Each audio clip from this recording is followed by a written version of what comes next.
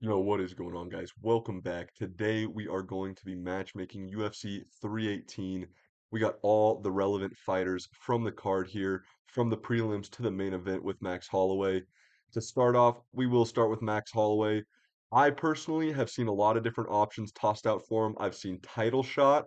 No, he just got starched by Ilya Topuria at 145. What do you think he's going to do to you at 155 when old man Dustin just dropped you? I say let's live out this BMF storyline. I don't want to see Max out cold. Maybe just collect a couple wins when Ilya goes up to 170, go fight somebody who's a more approachable matchup. But there's a good waiting list at the top of 155. I think Max being here now completely eliminates Gaethje because that's like a relevant win for Max. Like he beat Gaethje and Justin, and maybe if he gets this win, he would be able to get an argument because that would be three top five guys. I think this guy might be like number six, but after Islam leaves, it'll be three top five guys. I personally, like I was saying, I think we should go with the BMF type of thing. I think he should fight Dan Hooker. Dan Hooker versus Max Holloway would be a sweet fight. Dan Hooker's already put on classics with Dustin Poirier. Every fight that he's been in has been a war, and I think this would be the perfect matchup.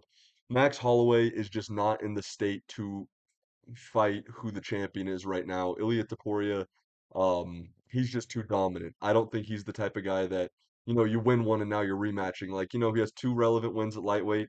Let's go get another one. Not to mention one of those wins came before the knockout. So let's get Hooker. Let's get a couple different guys. I think probably Arman next for the belt.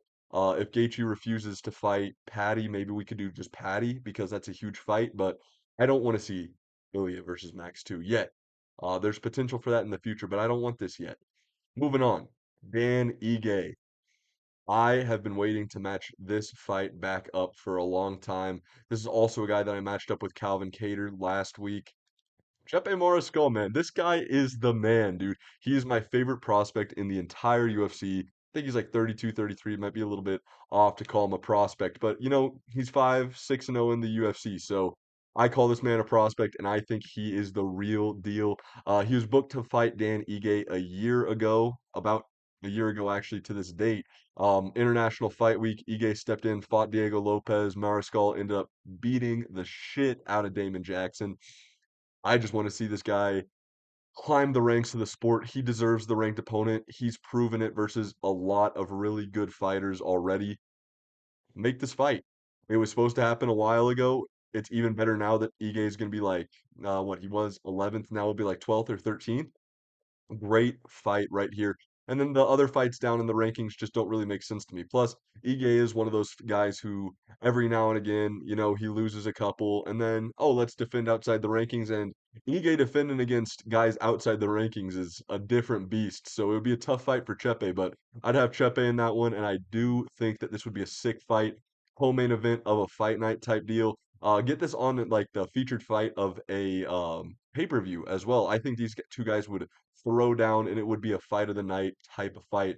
Both guys are pressure fighters, both guys are fun strikers, and both guys have a hell of a chin. Moving on, Kevin Holland. I think that we should just do originally, I'll say this.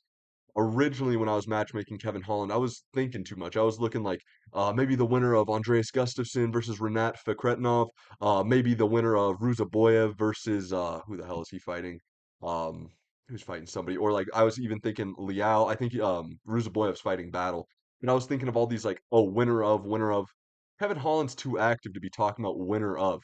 There's a guy who's on a similar schedule to him, who he already called out before this. He said he wanted this guy to be his next fight. I think it still makes sense. He's fighting Alesi Zaleski dos Santos on I think on the 2nd of August. Let's do Kevin Holland versus Neil Magny. Winner is the greatest gatekeeper in UFC history. Let's say that. The winner is the best gatekeeper in UFC history. This would be a cool co-main event for an Apex fight night. Um, if we're gonna stay in the apex, this is the type of fights that we should be having. I think this is about the level right there. But yeah, I think that would be a good fight. It's what Kevin Holland called for. They're gonna be on a similar work schedule here because I don't think that Neil Magny is gonna lose to Dos Santos. And I Definitely think Kevin Holland is going to be looking to get back in there. He did take a little bit of damage versus D-Rod. I would be surprised if these two weren't on a very similar schedule. Moving on, Patricio Pitbull. I think the UFC wants to capitalize on the name value here. Like I compared him to before, this was his Dan Hooker win as Michael. He's the featherweight division's Michael Chandler. And now I think his win, he could maybe go get. He has like, I don't know if he could crack the top five in the UFC, but let's let him try. Let's let him fight Arnold Allen. Arnold Allen was on a two-fight losing streak before snapping it to Giga Chikadze. Giga Chikadze is about to be unranked. He's like the 15th guy at featherweight. That's not a win that is going to progress Arnold Allen up the rankings. Everybody around Arnold Allen in the rankings is already booked up unless he wants to fight like Josh Emmett or something. I guarantee you he doesn't want that fight. Lopez is fighting Silva. Rodriguez is most likely next for a title shot, unfortunately. Movzar was booked to fight Pico. We're going to see what happens with that. Aljo's booked to fight Ortega. This fight makes sense because they get to capitalize on the name value of Yair, or sorry, of Pitbull and have him fight a guy who does have, I believe, the number five next to his name. So there is value there in the matchup for both guys. You could really chop up the bad debut by Pitbull to Octagon jitters and Yair just being a hard, stylistic, unorthodox striker, and just say it was kind of like a weird fight type of thing and just kind of ignore it and just be like, yeah, let's go have fight Arnold Allen. If he beats Arnold Allen, maybe he's one fight away from a title shot at that point, because him and Volk do have history. But moving on, Vinicius Oliveira looked amazing in this fight in the second and third round. The first round was a little rough, but originally I was thinking between a couple guys, and one that kept coming to mind was Rob Font. Here's an issue with Rob Font, though. He just turned back Gene Matsumoto and he schooled Kyler Phillips. So the guy who just beat Kyler Phillips, what's that shit John Jones said? I don't want to be fighting these young, dangerous, hungry guys anymore. Like these up and comers right now. I think that's how Rob Font's feeling. I think he's looking for a fight up the rankings because he put together two good wins, turned back a dangerous prospect in Gene Matsumoto, and there's a guy who's a bit of a company man who could use this win as leverage if he was able to get it, and it's a great win to put on Vinicius Oliveira's resume. Henry Cejudo, right? We got a couple options near Vinicius Oliveira in the rankings, but not a lot of them make sense unless we want him to fight like one spot up in the rankings with Ayman Zahabi. The other guys around there just don't make sense. They're guys who are looking to move up or already have fights booked. I think Henry Cejudo is the perfect one. If Henry Cejudo was able to outcraft Vinicius Oliveira and not be scared of the power come back his way and be a pressure wrestler and maybe outbox him in moments. If he was able to shut out Vinicius Oliveira from getting into the top 10, who in my opinion is the biggest prospect at 135 right now, he could call for whatever matchup he wants next. That Song Yadong loss doesn't look like it matters anymore if that happens because then he could be like, O'Malley, I want you, bro. I like he could say whatever and it would kind of make sense because he just turned off this dangerous prospect. So now he could go back to asking for whatever he wants. But he's lost to Marab, Aljo, and Song Yadong in a row, so he's not exactly in a position to make demands. I think this is the perfect stepping stone for Vinicius Oliveira. It would be a massive step up. So that'll be a bit of a tough one. Moving on, D-Rod. Daniel Rodriguez said something about trying to still make a run. Almost, and one thing, I don't like that a lot of people are like the big matchup that I keep seeing for him, Wonder Boy, Wonder Boy, Wonder Boy. They have nothing in common besides the fact that they're old as hell. Wonder Boy's gonna be out for a minute. His shin got busted up bad. I believe he also fractured it, so he's gonna be out for a while, dude. We're not gonna be seeing Wonder Boy for a while. There's another guy who makes sense because Rodriguez is like, I want to go on a run, so let's give him a fight that's a little bit up the rankings. He could start climbing the rankings, and if he wins this one, then he's big. This is a guy I want to see get back in the win column. I actually haven't seen anybody match him up yet. I haven't watched a couple people's videos yet. I never watched the Hopper MMA one, so maybe he did. He has solid content, but he just kind of match makes whatever, so I don't really watch his. And I haven't seen Gurus yet. So aside from that, I know Bedtime I think matched him up with Wonder Boy, which I don't love. I have also seen a couple people on Twitter tossing around weird little matchups like, oh, let's have him fight Brian Battle and stuff. Like some people don't even know that Brian Battle's booked right now. I get it, he's a prospect and whatnot, but I say We have an Unk versus Unk type of matchup, and I get to see my boy Gilbert Burns get back in the win column. Happy birthday, Gilbert Burns, Darino, the man. I love Gilbert Burns. Like, I was so I'm just been so sad seeing this dude go on the losing streak, but I am a massive Gilbert Burns fan, and I just want to see this dude win.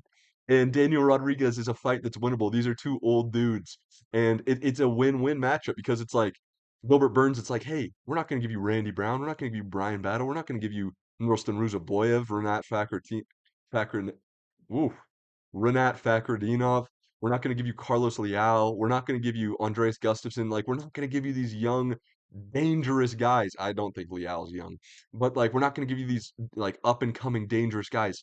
You get Daniel Rodriguez, a vet in the game. It's a winnable, approachable matchup for my boy Gilbert Burns, and I want this so badly because it does make sense. It's a step up in the rankings, so Rodriguez will want it, and it's an approachable, very winnable matchup for Gilbert Burns, so that's why he would take it. I love that matchup, and I really hope it happens. Moving on. Paulo Costa. This is the hardest one. Middleweight is like impossible to matchmake for. I ran into this problem with Brendan Allen a little bit too because everybody's booked up or they've already lost to him. Like Costa's already lost to Whitaker, already lost to Strickland, already lost to Israel Adesanya. Vittori has already lost to well, it's not like he's getting a jump up in the rankings, but he's already gotten dominated by Adesanya, lost to Delidze, all this kind of stuff. Brendan Allen has lost to Strickland, lost to like all kinds of different ranked guys. Like not he hasn't lost to like everybody. But it's kind of hard to matchmake middleweight right now, especially with everybody being booked up. You got like the other one that he lost to was Mavov, and also Hernandez, who's right above him in the rankings now. Now that he'll move up to number 10, Hernandez is 9. So it's really hard to try to justify jumping these guys up when they have losses to the guys above them, and when it's already so booked up. You already got obviously the title fight coming up, Mavov versus Baralio, and then what is it? Jared Cannonier versus MVP is the other one that's booked up. But there is one guy who I think makes sense a little bit. Like I think this is a hard one to convince Roman Dolidze to take, because Roman Dolidze's on a winning streak. He just turned down, or he just sent back Marvin Vettori, who has looked really good in his last couple fights. No, he hasn't. No, no, I meant Roman Dolidze's looked good in his last couple fights. Dominated Anthony Smith. He injured Kevin Holland with like a broken something with his shoulder, something with a rib, something like that. But he's on a good win streak, like 3 or 4 fights. But I think you justify this by telling Roman Dolidze, "Hey, you beat Paulo Costa, who just looked really good in his last fight. We're going to give you a top 5 opponent in your next fight." And then I think that he'll take it. I think that he would. Dolidze's also not one of those guys who strikes me as, "Oh, I don't want that matchup. I'm this." Like he's not a super entitled type of guy. Dolidze himself has lost to quite a few guys, so he's not exactly like this up and coming prospect in the division that is. It's a disgrace to make him fight down in the rankings or anything like that. And it's one of the few guys that Paulo Costa has not. It's not like he's lost to everybody, but the big three that don't have much going on, or not, because Whitaker's booked, and then Strickland and Adesanya, who he's both lost to, and then he's also lost to Whitaker. I mean, Vittori. So that's a little bit of a yikes. It's hard to match him up there. But I do think Roman Dolidze's a good one. This would be a solid stylistic matchup on the feet. Dolidze would have probably the advantage in the grappling, Paulo on the feet. And the winner of this, we could talk about getting into the top 5. Like I know Paulo Costa's had his shots into the top 5 before, but now there's a storyline there with him and Hamzat. We'd love to see it. And also, we love Secret Juice. We love Paulo Costa. He's a good dude. He was tweaking the fuck out at that press conference. The Coke revitalized Paulo Costa. But moving on, Marvin Vettori. It was a rough loss to Brendan Allen, but I think that there's a fun matchup right there because I was trying to think, I'm like, he doesn't fight somebody who's in the rankings after that. Like after the Dolidze schooling where he lost 50-45 and then 30-27 to Brendan Allen. I had it 30-27 Allen, but I could see how some people had it 29-28 Allen. I don't see a world where Vittori won the fight. Vittori always sees a world where he wins the fight. What the fuck, bro? I want that shit. Like he always has his hands above his head after he gets like schooled. His face is all beat up. He's in that bitch. He's so sure he won that fight. And as soon as they're like, Brendan, hell, and he's like looking at him like, "Oh, what the?" It's some shock that you just got fucking the jab pumped, your face dominated, or like his face was so busted up, so like it was bad. Like, I could get the argument, like, that he won. I think it was, like, round 2 that he had some solid work in. But there's no argument that you won the fight. And I think that we get, because I do think that this guy's probably the best unranked guy at middleweight. It's probably between him, Joe Pyfer, maybe Ikram. But we get an unstoppable force versus an immovable object. RoboCop's big fucking right hook versus this uncrackable chin, dude. We get to see how, like, because there's two ways that this goes. Either RoboCop's finally the one to crack the chin of Vittori, or he just gets gassed out punching this dude in the face and gets finished by Vittori, and Vittori's back, and he gets to fight up the rankings again. But, every now and again, when you are that guy who's fought in the rankings for a really long time and you go on this losing streak, you gotta fight outside of the rankings. And I think that this would be a fun one because, he just flatlined Jack Hermanson, who Jack Hermanson's crafty. He has a good solid chin. He's been ranked for like a very long time. And this would be literally, like I was saying, unstoppable force versus immovable object. This dude's fucking big overhand right on the jaw of Vittori, and it doesn't even bother him. I guarantee it. That would be hilarious. But I think that would be a good matchup. Now, for Kyler Phillips, this one's a little bit weird because I was thinking, I'm like, he definitely can't fight another ranked guy. It just would not make sense. He's on a multiple fight losing streak now. He's kind of gotten exposed. So I say he should fight. Originally, I was thinking Ricky Simone, but because like Ricky Simone's put together 2 good wins in a row. But then I thought of somebody who makes even more sense. The winner of Bryce Mitchell versus Said Nurmagomedov. Bryce Mitchell is ranked level in the UFC. He's good. And Said, if he gets a win over Bryce Mitchell, who is just ranked at featherweight, and then he had that very, it wasn't a close fight, but he had good moments versus Vinicius Oliveira, then you have a good argument to make the fight of Kyler Phillips versus one of these two dudes. I think that this would be a good matchup. Either of those guys would be a great addition to the rankings. And Kyler Phillips has been fraud checked. He's just not that guy. He has some decent wrestling. He's all right on the feet. But both of these guys, I would say, are better grapplers. Saeed's probably just as good as him on the feet. Bryce leaves a little bit to be desired on the feet, but that's all right. But yeah, I think Kyler Phillips has to defend his ranking spot. I think you lose 2 times in a row like that, it's time to fight outside the rankings and pay your dues. Just like I was saying with Marvin Vittori, but to a higher extent, because Marvin Vittori's fought for belts, Marvin Vittori's fought high level competition. You got schooled by Rob Font, and then Vinicius Oliveira just poured it on you in the last 2 rounds. But moving on, Atiba Gautier. I like this guy, but he's only 23. I think my opinion changed of him a little bit to where I was saying, like, I think the person who beats him is an Ikram or an Iron Turtle or any of these guys who can mix in the takedowns. But he's improved so much since his, because like the first 2 guys that he fought were cans, and then Robert Valentine's a slight step up from that. I say we keep slow building this guy. He's only 23, but we get like a 7 fight win streak before he hits the rankings. Honestly, I think it would be cool if we just were like, okay, that was 2 cans, slight jump up, another slight jump up, another slight jump up. Now we're at a top 20 guy. Now we're fighting to get into the rankings type of thing. And I think that the perfect guy for him to starch out cold, Austin Stoltzfus.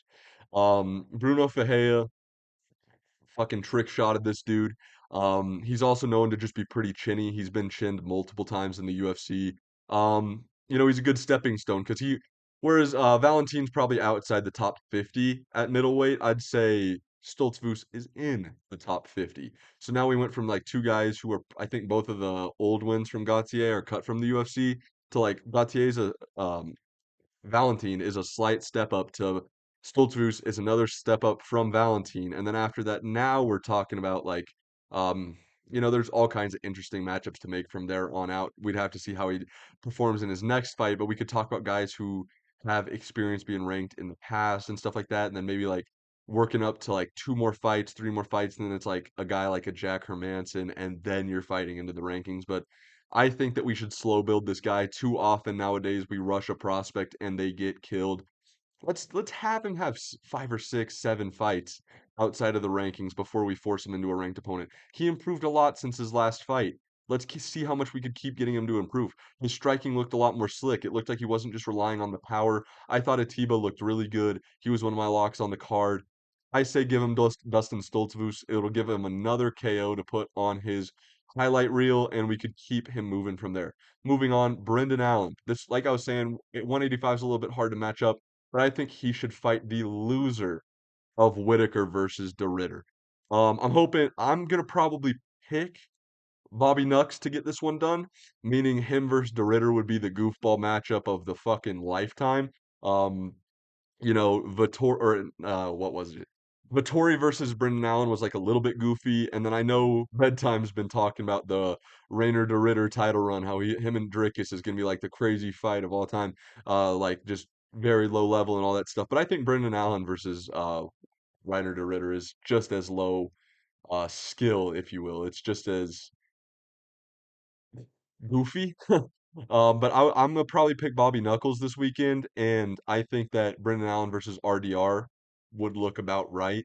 Because I'd say Brendan Allen might be like the best number 10 guy in a weight class. Because like he's so talented, but he's also lost to so many guys above him, and he's just not intelligent whatsoever. So he kind of like loses himself fights, and he shouldn't be as low as he is, but because he's like his talent is so much higher than where his ranking dictates, but his performances have him right where he's supposed to be.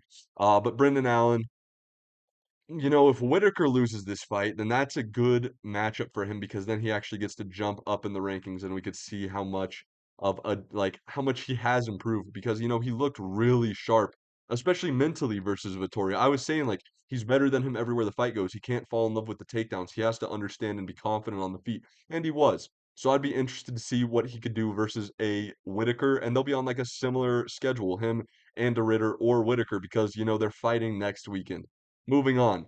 Populov, bad performance, really bad. Got schooled by Paulo Costa, who hasn't looked good since like COVID.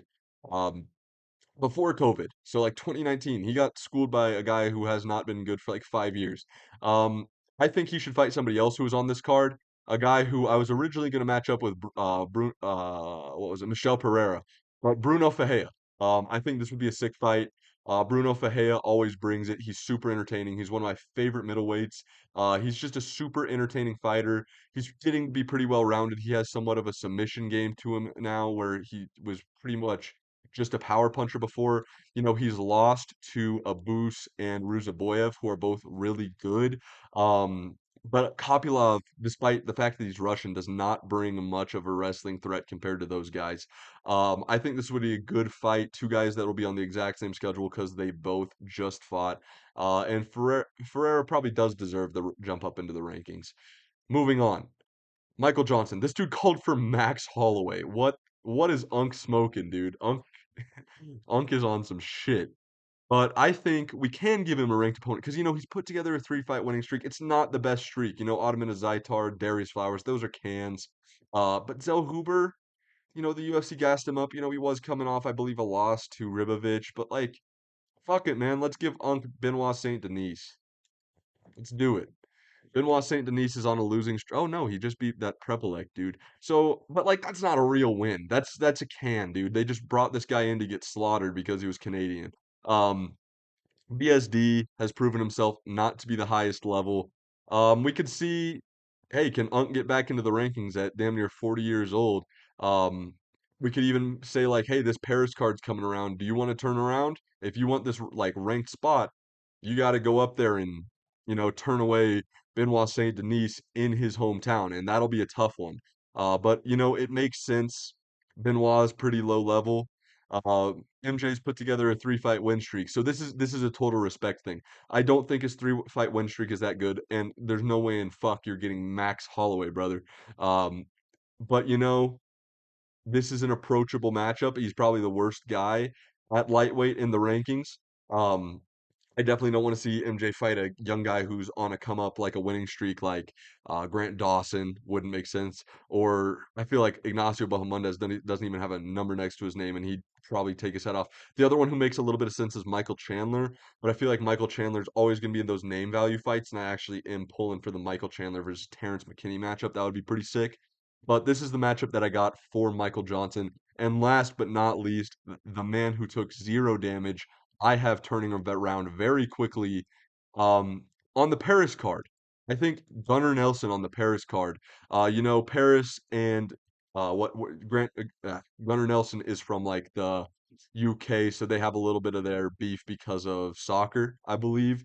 But Dulatov, you know, Germany, French, they kind of get along to an extent, so they could probably get behind the German versus the UK guy. And I think it would be a good star building one for Dulatov because the thing is, whereas Atiba Gautier, I say let's build him slowly because he's not that good yet. Um, I think that Dulatov's really well rounded already. So maybe just make it. Maybe just push him to a guy who I think Gunnar Nelson's probably like top 30. And I'd say like let's jump him up. Maybe he's 2 fights away from a ranked opponent. You know, this guy's really good, and he took 0 damage, so he could turn around very soon. I think Gunnar Nelson on the Paris card is the perfect matchup to make. But that'll be the video for today. You guys tell me, what do you think of the matchups? What did I get right? What did I get wrong? And what do you guys want to see next? Tomorrow, I will probably be dropping either a video on the state of the heavyweight division or my GOAT list. Kind of depends how I'm feeling. I'll probably put up a poll if anybody wants to vote on it. But yeah, thanks for watching. Make sure to like and subscribe, and peace.